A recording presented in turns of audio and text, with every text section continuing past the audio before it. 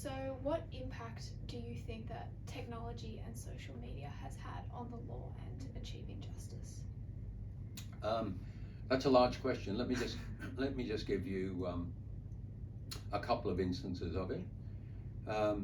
One thing that has happened is that because we can talk to anybody anytime visually in the instant, in the actual time in which we're speaking, it's become common to have witnesses appear in court by Zoom or by Teams. It's become common for judges to listen to lawyers who sit in their own lawyers' offices and the judges in the judge's office, and to run hearings in that fashion.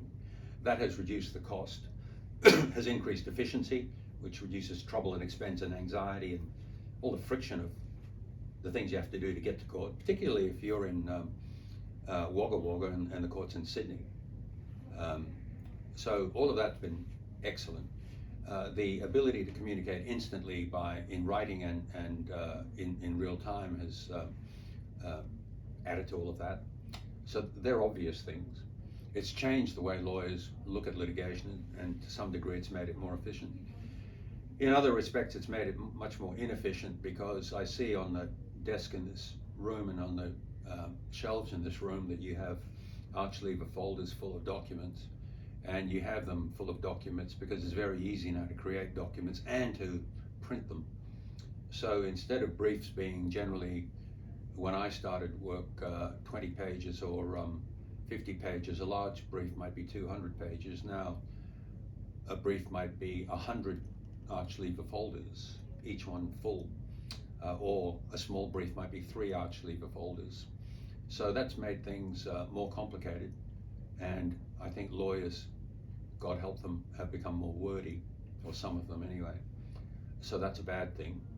Otherwise, the fact that you can now publish, you know, it used to be that you needed an expensive license from the government in order to broadcast things to the public generally. You needed a radio license or a television license. Otherwise, you just couldn't be heard. And if you wanted to say something and be on TV or radio, well, you had to penetrate a lot of gateways to persuade people to let you do that, and to be on the news or to be on a current affairs show.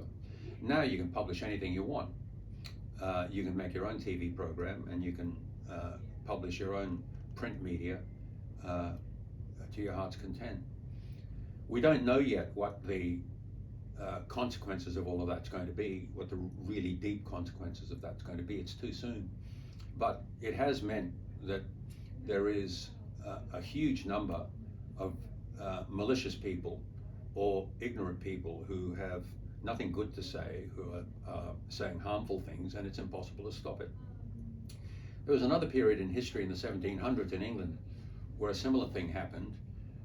When the printing press was first invented, it was used, the first book that was printed, I think, was the Bible, which meant that rather than parchments and hand copying by legions of monks, you could now get books published that could be affordable, and ultimately reasonably affordable, and not just Bibles and technical literature, but fiction and works of politics. But what happened in the 1700s was it was realized that you could pay a printer to print a one-page sheet about what you wanted to say. And for a reasonable price, you could have 100 of these printed, and you could pin them up all over town. That is blogging. So the pamphleteers, like bloggers today, were also printing things that were either harmful or regarded as harmful by the government. So the government went to a lot of trouble to find the people who were publishing these things and to prosecute them for horrible offences, and to try to jail them or execute them. So we haven't solved that problem yet. We're moving towards finding solutions towards the restriction of harmful content. But on the other hand, it liberates a lot of people to publish excellent things that ought to be published, and that otherwise one wouldn't be able to publish. There are a lot of blogs and YouTube videos that are excellent for those, apart from entertaining the viewer, the reader. they're excellent in spreading things that should be spread. But as to the effect, it's too soon to tell.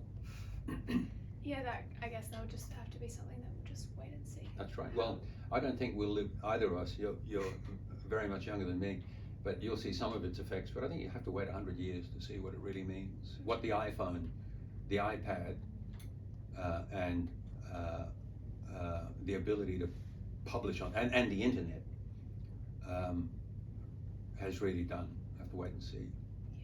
Yeah. The printing press didn't, we didn't understand it Mhm. until 200 or 300 years later.